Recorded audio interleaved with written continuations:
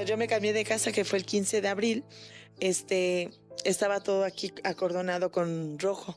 Y yo sé que cuando lo acordonan con rojo es porque hay algún asesinato o algún muerto.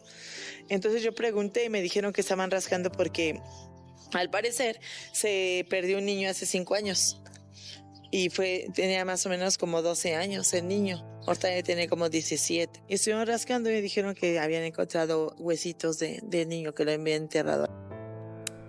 La tarde en que la verdad salió a la luz, un aire denso y espectral envolvió la colonia Playas del Sur. Tras años de incertidumbre, la noticia resonó como un trueno en la comunidad. Encuentran restos de Rafael Huerta Vega, menor desaparecido en 2020.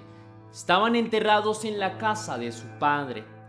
Aquella casa modesta, de paredes cansadas y jardín descuidado, ocultaba bajo tierra el misterio que desveló los sueños de una madre. La tragedia de Rafita, como llamaban de cariño al niño de sonrisa tímida, emergió de la oscuridad con la fuerza de un secreto terrible.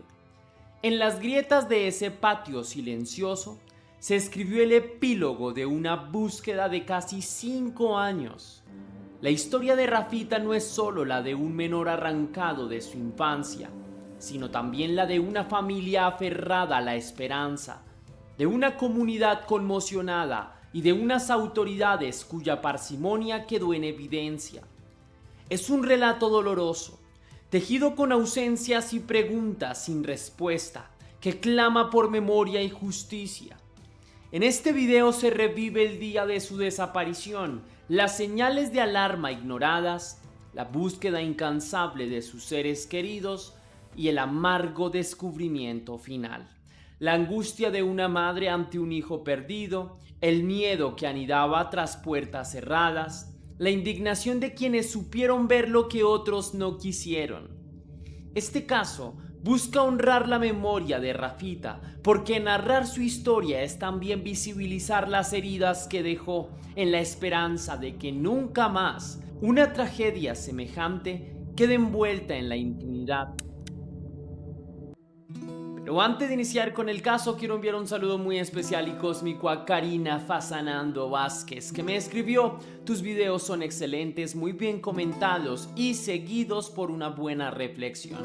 Muchísimas gracias, mi leyenda, por tu gran apoyo, lo valoro con el alma. Te envío un fuerte abrazo cósmico y te deseo lo mejor del mundo.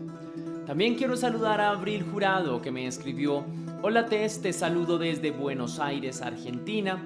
Quería hacerte saber que me encanta lo que haces y que pongo tus videos de fondo cuando hago cualquier cosa en casa. Me gusta cómo sos, el profesionalismo y respeto que demostrás con cada caso y para cada víctima. Seguí así, te mando un beso enorme y un gran abrazo. Muchísimas gracias a ti, mi leyenda, por tu mensaje tan bello, me llega hasta el alma. Gracias por ser parte de la comunidad, te envío un beso y también te envío un fuerte abrazo cósmico, deseando que tengas una hermosa semana.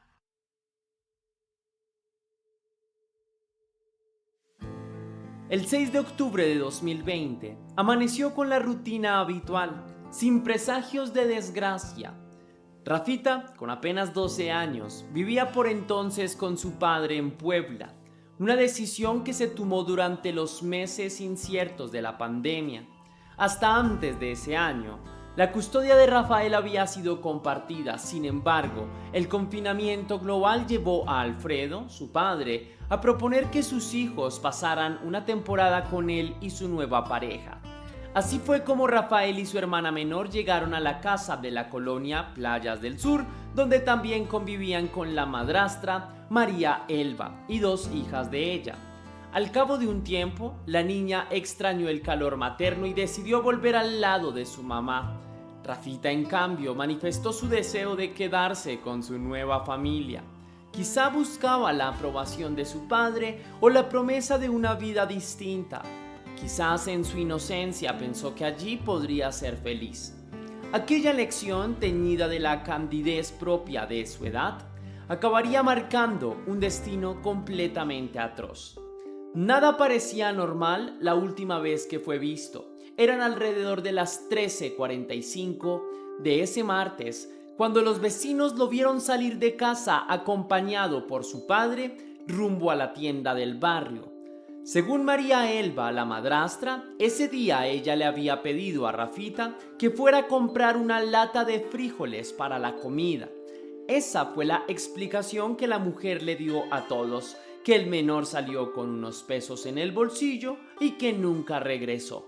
La versión pintaba la escena como una desaparición inexplicable, como si el niño se hubiera esfumado en el trayecto de unas cuantas calles. Sin embargo, desde el primer momento surgieron muchísimas dudas. En la colonia, quienes conocían a la familia no creyeron en ese relato sencillo. La versión fue puesta en duda por vecinos, quienes aseguraron haber escuchado ruidos sospechosos esa misma noche, incluyendo el sonido del padre cavando en el jardín. Aquella misma noche del 6 de octubre, relataron después los testigos, se oyeron golpes sordos de pala contra la tierra, susurros afanosos en la oscuridad y un silencio denso que cayó de pronto, como si la casa entera contuviera el aliento. Al día siguiente, 7 de octubre, Teresa Vega, la madre de Rafael, recibió la noticia más desconcertante de su vida. Su hijo no aparecía por ningún lado. Entre lágrimas y confusión, descubrió que la última persona que lo había visto fue justamente Alfredo, que es el padre. Teresa se presentó de inmediato en la casa de Playas del Sur exigiendo saber qué había ocurrido. Sin embargo, ella encontró evasivas, encontró nerviosismo, miradas esquivas. La angustia creció como una marea incontenible. Pronto, la Fiscalía de Puebla emitió la alerta Amber por la desaparición de un menor. Los carteles con la foto de Rafita comenzaron a circular, describiendo sus ojos oscuros, su estatura menuda, la ropa que llevaba puesta.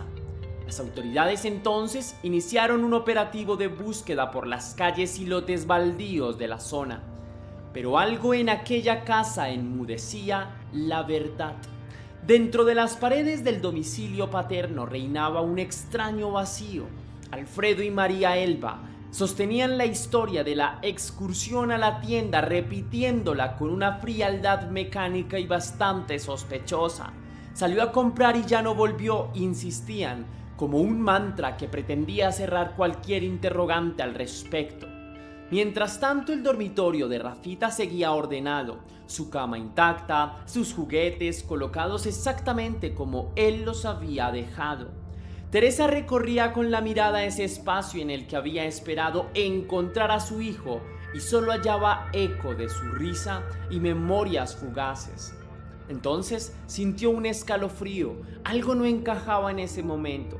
Rafita jamás se habría marchado por voluntad propia sin avisarle. Pensaba ella en medio de un profundo dolor que solamente una madre podría entender. Y los rumores que llegaban de los vecinos tornaban la situación aún más inquietante. La semilla de la sospecha ya estaba plantada. Como que nos echaban, bueno, más bien a mí me tenían en principal sospechosa, porque como no vivía conmigo, papá del niño dijo que posiblemente yo lo tenía.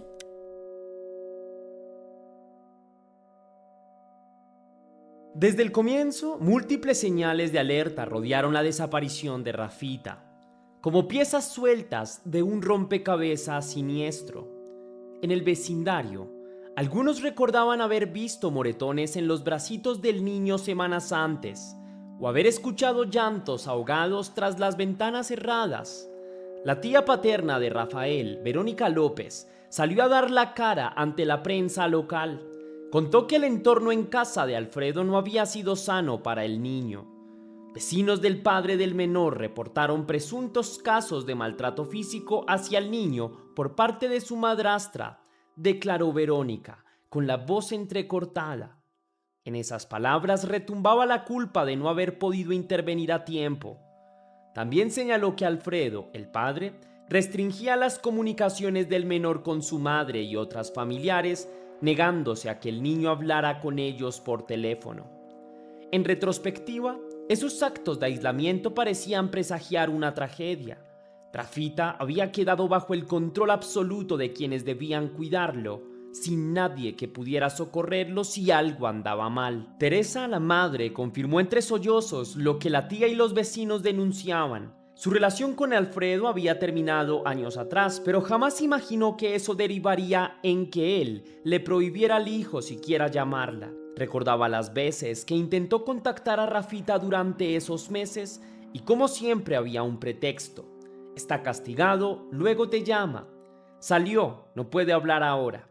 Detrás de esas excusas ahora se revelaba un patrón siniestro de incomunicación y posible violencia doméstica. María Elba, la madrastra, había asumido un rol rígido y severo con Rafael y su hermana.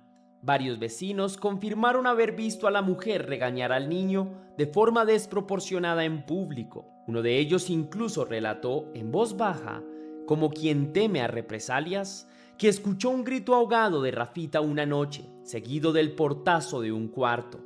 Nadie en la cuadra se atrevió a denunciar formalmente, pero el murmullo de la sospecha estaba en el aire desde antes de la desaparición.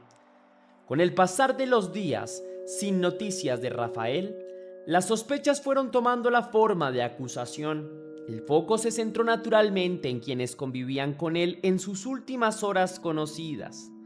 Alfredo, el padre, lejos de mostrarse como un padre desesperado por hallar a su hijo, se volvió esquivo, evitaba a los investigadores, ponía trabas a los voluntarios que querían inspeccionar su casa y se refugiaba en un mutismo glacial. Peor aún, cuando Teresa intentó ingresar a la vivienda para buscar alguna pista, Alfredo la enfrentó violentamente. Hubo gritos, empujones, un forcejeo que dejó a la madre de Rafita con el alma rota y sin poder revisar el cuarto de su hijo. Algo oscuro se cernía sobre esa casa, y la intuición de Teresa le decía que allí dentro se hallaba la clave. Durante el proceso de búsqueda, vecinos declararon que la noche anterior a la desaparición escucharon a Alfredo cavando en el patio. También observaron cambios extraños en la distribución de la vivienda al día siguiente. La familia denunció que el padre restringía el contacto del menor con sus seres queridos e incluso agredió a la madre cuando intentó ingresar a la vivienda para buscarlo. Pocos días después, la familia paterna abandonó la casa de forma repentina. La huida súbita de Alfredo y María Elba fue quizás la señal más escalofriante de todas. Apenas 2 días después de reportarse la desaparición, la casa de Playas del Sur quedó vacía. Los vecinos vieron cómo en la madrugada cargaban apresuradamente un coche con maletas y objetos, llevando también a las hijastras.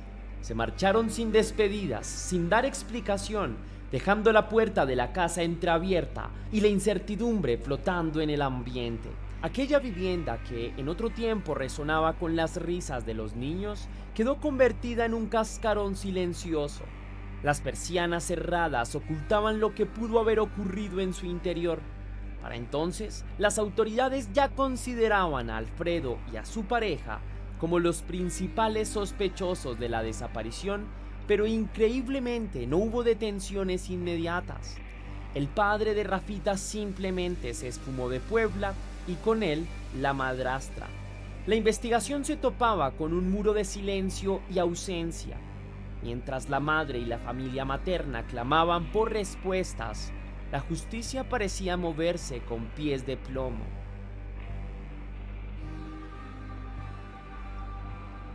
Comenzaron entonces años enteros de incertidumbre punzante. Teresa Vega, con la fuerza que solo una madre desesperada puede tener, se convirtió en el motor de la búsqueda de Rafita. Cada día sin su hijo era un suplicio, pero también un aliciente para no rendirse.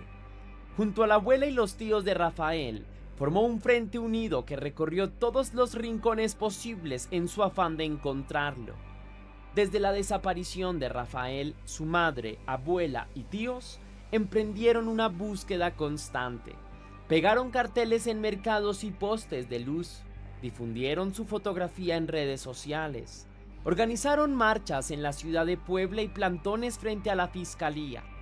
Las autoridades, por su parte, ofrecían respuestas escuetas. La carpeta de investigación parecía enfriarse con cada mes que pasaba, alimentando el temor de que el caso quedara en el olvido. La casa de Playas del Sur, irónicamente, ya no estaba custodiada por nadie. Tras la huida de Alfredo, la vivienda quedó bajo resguardo de la fiscalía solo un corto tiempo. Se realizó un cateo inicial en noviembre de 2020, pero fue un procedimiento fugaz y superficial. El domicilio ya había sido inspeccionado por autoridades en noviembre de 2020, sin resultados. En aquella primera revisión no hallaron rastro alguno del niño, ni prendas, ni restos biológicos aparentes, ni indicios de violencia evidentes. Las habitaciones vacías devolvían un silencio inquietante. Quizá los peritos de entonces no excavaron lo suficiente, o tal vez la prisa y la burocracia limitaron la efectividad de la búsqueda. Fuera como fuese, esa oportunidad de oro se desperdició. Con el paso del tiempo, la casa misma, ese posible escenario del crimen, fue perdiendo prioridad para las autoridades. Se exploraron hipótesis menos concretas. ¿Habría sido secuestrado Rafita por una red de trata? ¿Podría estar en otra ciudad con vida? Surgieron supuestos avistamientos y pistas que desviaban el foco. En enero del año 2021, la familia sufrió un vaivén emocional y particularmente cruel. Familiares maternos recibieron una llamada anónima en la que les informaron que el niño se encontraba hospitalizado en la ciudad de Cholula. El corazón de Teresa casi se detuvo de la emoción y el miedo. ¿Sería cierto? ¿Habría aparecido su hijo, herido pero vivo, en el hospital cercano? Con esperanzas renovadas se movilizaron inmediatamente hacia Cholula, rastreando hospitales, clínicas y centros de salud, preguntando por un niño de 12 años ingresado sin identificar. La noticia corrió en los medios locales, posible aparición de Rafael Huerta Vega. Sin embargo, resultó ser una pista falsa, una crueldad más en medio de su calvario. Nadie supo quién hizo esa llamada ni con qué intención. Aquella noche, Teresa regresó a casa con las manos vacías y el alma hecha trizas una vez más. Entre sus brazos llevaba solo la ausencia de su hijo. La vorágine del tiempo no aplacó la determinación de su madre. Durante estos casi 5 años, Teresa Vega encabezó múltiples acciones para encontrar a su hijo, desde protestas hasta la difusión del caso en redes sociales. Incluso se generó una imagen con inteligencia artificial para mostrar cómo se vería Rafael poco antes de cumplir la mayoría de edad. Esa imagen creada por computadora mostraba el rostro adolescente que Rafita jamás pudo llegar a tener. Sus ojos con una mirada más madura pero igual de dulce, la sombra de un bozo sobre su labio, la misma chispa en la sonrisa. Ver esa representación fue un golpe de realidad para todos. Evidenciaba el tiempo robado, la infancia interrumpida. La fotografía se compartió miles de veces bajo la consigna de no olvidar su caso. Teresa se unió al colectivo Voz de los Desaparecidos en Puebla, un grupo de familias unidas por el dolor común de tener seres queridos desaparecidos. Junto a ellos, encontró eco a sus denuncias y apoyo para continuar la lucha. El colectivo y la familia nunca dejaron de señalar lo que consideraban una grave omisión. La casa del padre seguía siendo el lugar clave. La excomisionada de búsqueda y la fiscalía de desaparición inspeccionaron en varias ocasiones la casa donde finalmente se localizaron los restos, pero en su momento descartaron el sitio como relevante para la investigación. Aquella decisión de las autoridades de descartar el domicilio de Alfredo como escena del posible crimen llenó de indignación a los allegados de Rafita. ¿Cómo era posible? Los vecinos lo habían señalado, la familia lo sospechaba, pero la investigación oficial inexplicablemente había mirado hacia otro lado. Cada reunión del colectivo iniciaba con un círculo de oraciones y culminaba con propuestas de acción. Teresa, aún con la voz temblorosa, tomó el megáfono en más de una ocasión frente al edificio de la fiscalía, exigiendo que reabrieran la búsqueda en casa. Llevaba en sus manos las pruebas de sus súplicas ignoradas: recortes de periódicos, testimonios escritos de los vecinos, fotografías de la vivienda. No nos iremos hasta que escarben cada rincón, proclamó una vez con firmeza ante los medios locales. Y así, poco a poco, su perseverancia empezó a tener eco. A inicios de 2025, con nuevas autoridades al frente de la Comisión de Búsqueda de Personas del Estado, la petición de volver a catear la casa de Playas del Sur fue al fin escuchada. El colectivo lo anunció casi con solemnidad. Se realizaría una búsqueda exhaustiva en el domicilio con tecnología y personal capacitado. Antes de emprender esa tarea, difundieron un comunicado cargado de esperanza cautelosa y dolor. En él una frase brillaba con fuerza poética: porque buscarlos es abrir brecha de la nada. Era la consigna que guiaba sus pasos. De la nada de información, de la nada de apoyo institucional, ellos abrirían brecha hasta encontrar a los suyos. Finalmente en este bloque, una madre está desesperada por saber del paradero de su hijo Rafael Huerta Vega. El menor de 12 años desapareció el 6 de octubre. Hasta el momento no se sabe nada de él.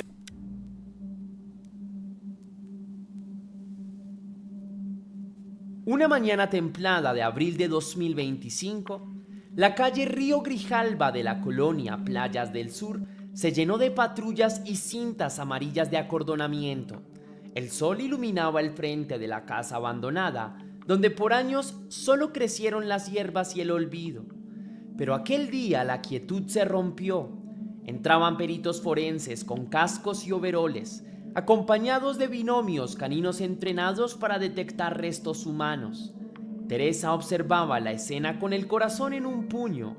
A unos metros, detrás del cerco policial, reconoció también a algunos vecinos que habían venido al enterarse del nuevo cateo.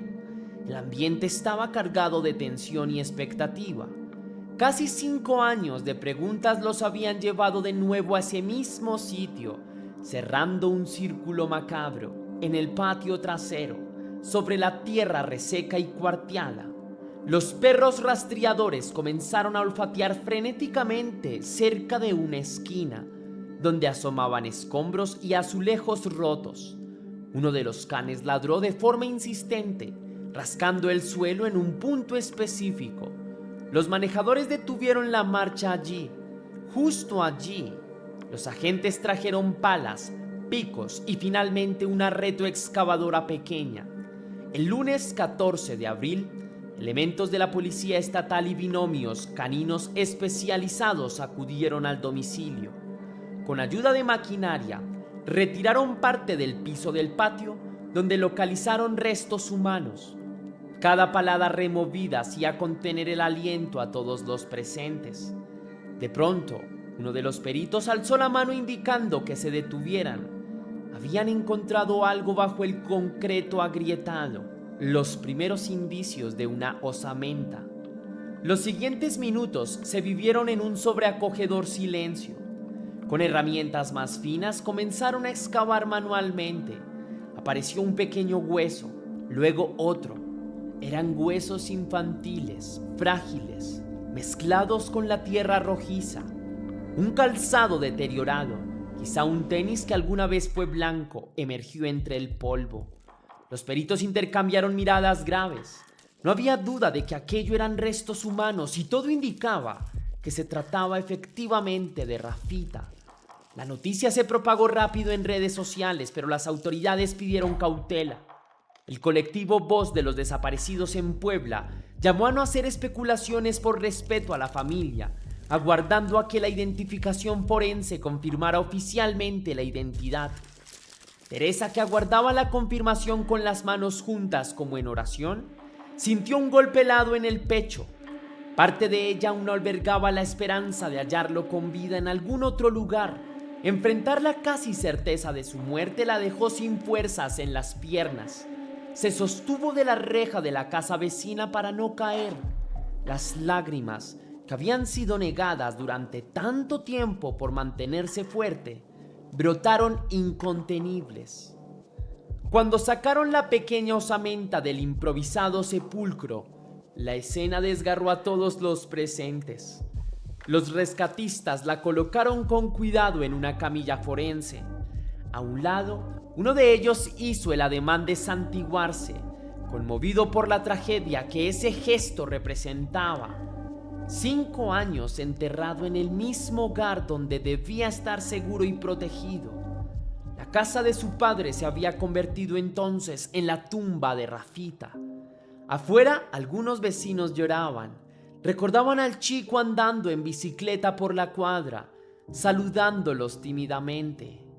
Uno de los agentes cubrió los restos con una tela blanca. Teresa quiso acercarse, pero se lo impidieron amablemente. Debían llevar todo al laboratorio para los análisis correspondientes. La madre entendió, asintiendo en silencio. Sus ojos, fijos en la camilla, le enviaban a su pequeño un mensaje de despedida y de amor infinito. Esa noche, Puebla entera conoció la noticia. Los titulares de la prensa local anunciaban con dolor y algo de indignación el giro trágico del caso. Niño desaparecido hace 5 años, fue hallado enterrado en su propia casa, decían algunos periódicos, mientras en noticieros televisivos pasaban la imagen de la patrulla forense saliendo del domicilio con los restos. La población, enterada del caso Rafita desde 2020, compartía en redes sentimientos de rabia y tristeza. Muchos no podían creer que todo este tiempo el menor hubiera estado allí, bajo el concreto del patio donde jugaba, sin que nadie lo encontrara antes. Los dedos acusadores rápidamente apuntaron a la evidente negligencia.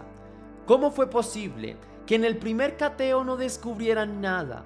Las autoridades guardaron prudente silencio hasta tener resultados definitivos. Por su parte, las voces ciudadanas clamaban por justicia y verdad, inundando las plataformas con el hashtag Justicia para Rafita. El menor desaparecido a los 12 años fue encontrado en una propiedad vinculada a su padre, quien junto con su pareja sentimental pues son señalados como sospechosos y ellos continúan prófugos. Rafael Huerta Vega, el menor de 12 años que fue visto por última vez el 6 de octubre de 2020, fue encontrado sin vida en su propia casa. Tuvieron que pasar 5 años para encontrar a Rafita. Él desapareció en la capital de Puebla el 6 de octubre. Hubo que esperar casi 2 meses para la confirmación oficial, un periodo que se hizo eterno para la familia. Los restos óseos fueron sometidos a exámenes genéticos minuciosos en el Servicio Médico Forense de Puebla. Los expertos sabían que cada fragmento debía ser analizado con el mayor rigor, pues solo así podrían disiparse las pocas dudas que quedaban. Finalmente, el 12 de junio de 2025, la Fiscalía General del Estado convocó a una rueda de prensa. Allí la fiscal general Idamis Pastor tomó la palabra ante las cámaras. Con voz seria anunció que, después de casi 5 años de búsqueda, se había logrado identificar plenamente a Rafael Huerta Vega entre los restos hallados. Explicó además por qué el proceso forense había tardado varias semanas. Los estudios genéticos determinaron de manera positiva la identidad, pero el proceso de identificación se demoró debido a la presencia de un hongo rojo que contaminó el material biológico, lo que obligó a repetir las pruebas. Se volvieron a hacer las confrontas genéticas y ya nos dio positivo, declaró Pastor ante medios de comunicación. Sus palabras confirmaban oficialmente lo que todos temían en este momento. Rafita había estado muerto todo este tiempo, enterrado bajo los pies de quienes le hicieron daño. El anuncio cayó como un pesado telón sobre los corazones de la familia. Teresa, que estuvo presente entre el público, se cubrió el rostro con las manos cuando escuchó el nombre de su hijo en pasado, aunque en el fondo ya lo sabía desde abril. Esa confirmación formal la enfrentó a la aceptación definitiva de la pérdida. Fuera del recinto, decenas de personas del colectivo y vecinos la esperaban para abrazarla. Puebla entera parecía estremecida. La noticia trascendió a nivel nacional. En cada rincón del país se repetía la historia de Rafita, convertida en símbolo de la violencia que puede habitar silenciosa dentro de un hogar. La fiscal Pastor comunicó también los pasos a seguir. Aseguró que ya se trabajaba en la integración de las órdenes de aprehensión para dar con los responsables, aunque evitó revelar públicamente las causas de la muerte por respeto a la memoria de Rafael. Dijo que la investigación seguía abierta, pues ahora se trataba de detener y procesar a quien hubiera cometido tan horrendo crimen. Los principales sospechosos estaban claros: Alfredo, el padre, y María Elba, la madrastra. Pero hasta el momento ninguno había rendido cuentas. Se cree que el padre del menor no se encuentra actualmente en Puebla. De hecho, llevaba años desaparecido, quizá refugiado bajo otra identidad o en otra región. Sobre María Elba tampoco se tenía rastro público. La fiscalía evitó dar detalles para no entorpecer las diligencias, pero confirmó que la localización del progenitor era prioritaria. Extraoficialmente surgieron versiones que añadían intriga a la ya compleja historia. Algunos medios locales insinuaron que tanto el padre como la madrastra podrían haber indicado el lugar donde estaba el cuerpo, como si, acorralados por la nueva búsqueda, hubiesen dado pistas desde la clandestinidad. Ninguna autoridad corroboró tal información, dejándola en el terreno de la especulación. Lo que sí era oficialmente incierto es si ambos seguían prófugos o si se habían girado ya órdenes de captura efectivas. La sensación de impunidad rondaba en el ambiente. ¿Acaso los culpables observaban desde la distancia el revuelo que causaba la revelación de sus actos? ¿Huirían aún más lejos ahora que el delito salía a la luz? Las preguntas pesaban, y con ellas la frustración de saber que el camino hacia la justicia apenas comenzaba después de casi 5 años de viacrucis. La respuesta oficial fue inmediata. Organizaciones civiles, activistas y ciudadanos de a pie alzaron la voz para exigir acciones contundentes. El colectivo Voz de los Desaparecidos en Puebla expresó su solidaridad con la madre de Rafael y exigió al gobierno estatal y a la fiscalía una acción inmediata contra los posibles responsables del crimen. En las vigilias que siguieron, se encendieron veladoras en memoria de Rafita frente a la casa de gobierno. ¡Justicia!, clamaban al unísono decenas de personas con pancartas que mostraban el rostro sonriente del niño. Ese rostro que nunca debió terminar en una fotografía para ofrenda. Cada vela encendida prometía no dejar enfriar el caso, no permitir que otro niño caiga en el olvido burocrático. La indignación colectiva también puso en la mira las fallas en los protocolos de búsqueda de menores. ¿Por qué se tardó tanto en volver a inspeccionar la casa? ¿Por qué no se actuó con mayor premura contra el padre y la madrastra cuando huyeron? Eran cuestionamientos difíciles que las autoridades apenas atinaron a responder con promesas de revisar sus procedimientos. Entretanto, los restos de Rafael Huerta Vega, tras ser entregados a su familia, recibieron sepultura digna. En un pequeño féretro blanco adornado con flores, los huesitos del niño al fin descansaron en paz, cobijados por las oraciones de sus seres queridos. El entierro se llevó a cabo en el Panteón Municipal de Puebla en junio de 2025, una tarde gris en la que incluso el cielo pareció llorar. Teresa, sostenida por familiares, se acercó al ataúd antes de que lo bajaran a la tierra. Susurró unas palabras de despedida que solo ella y su hijo conocen y depositó sobre la tapa la foto de Rafita vestido de uniforme escolar, una imagen de días más felices. Los asistentes dejaron escapar globos blancos al aire mientras se repetía la consigna que ya era grito en toda Puebla: justicia para Rafita.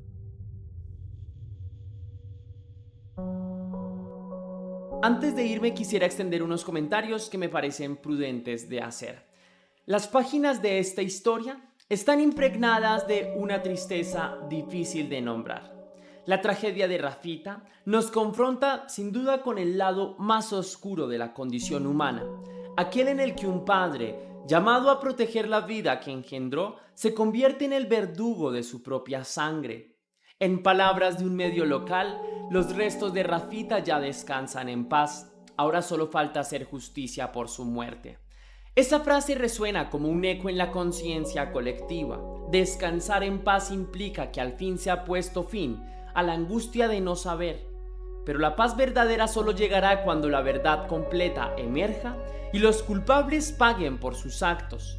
Este caso deja lecciones dolorosas, nos enseña que la violencia puede anidar en los espacios más insospechados, que a veces el peligro acecha dentro del propio hogar bajo el disfraz de familia. Nos habla también de las omisiones imperdonables de quienes, teniendo el poder de buscar, no buscan lo suficiente. Pero también es testimonio del amor irreductible de una madre, de unos abuelos y tíos que jamás claudicaron en su afán de encontrar la justicia que Rafita merece.